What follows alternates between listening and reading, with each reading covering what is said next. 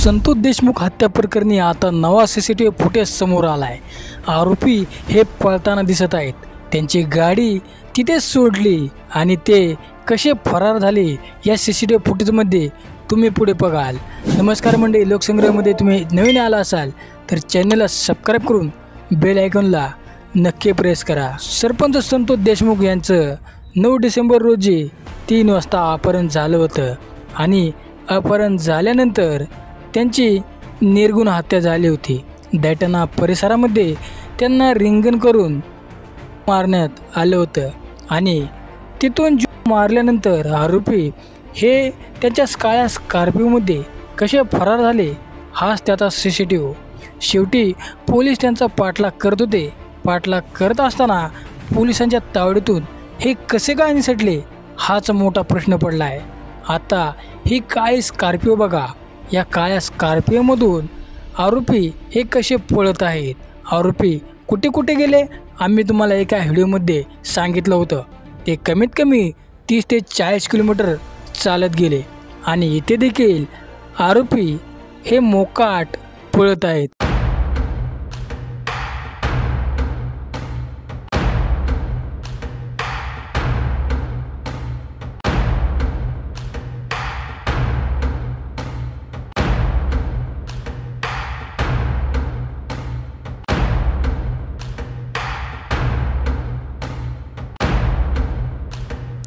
सरपंच संतोष देशमुख यांची हत्या करून आरोपी हे फरार होण्याचं पाहत होते, परंतु घाबरलेले आरोपी यांनी थेट गाडी रस्त्याच्या मधोमध सोडली।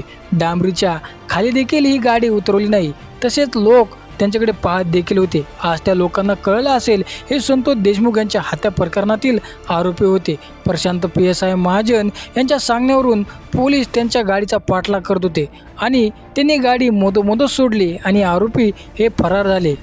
आरोपी मात्र बचाव करण्यासाठी मधोमधच गाडी सोडतात आणि दैठणा परिसरातील मांजरा ही नदी केज तालुक्यामध्ये आहे, या नदीतून ते पुढे प्रवेश करतात, म्हणून पोलिसांना पाठलाग करण्यात अपयश येतं। त्यांनी 30 ते 40 किलोमीटर पळ काढत शेतातून गेल्याचं सांगितलं जातं, म्हणून पोलिसांना पकडण्यात त्यांना यश आलं नाही आणि नंतर ते धाराशिव जिल्ह्यात वाशी तालुक्यात गेल्याचं सांगितलं देखील जात आहे।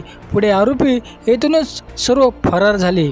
नंतर काही आरोपी हे सापडले देखील, परंतु या आरोपींनी पळ काढताना आपली गाडी तिथेच सोडली आणि त्याच्यामध्ये असणारे 2 मोबाईल सध्या पोलिसांनी जप्त केले आहेत।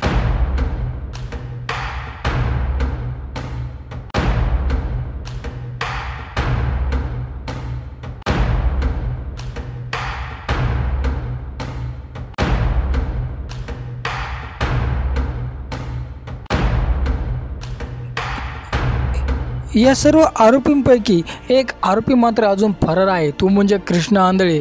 याच गाडीमध्ये असलेला कृष्णा आंधळे नंतर कुठे गायब झाला हे अजून कोणालाच माहीत नाही। त्यातील बाकी आरोपी हे सर्व पकडले गेलेत, परंतु कृष्णा आंधळे याच गाडीतून फरार झाला आणि नंतर तो कुठे गेला अद्याप स्पष्ट नाही। मंडळी, हा व्हिडिओ पाहून तुम्हाला काय वाटले कमेंट करून तुमची नक्की प्रतिक्रिया आम्हाला कळवा आणि हो, व्हिडिओला शेअर करून चॅनलला सबस्क्राईब करायला विसरू नका।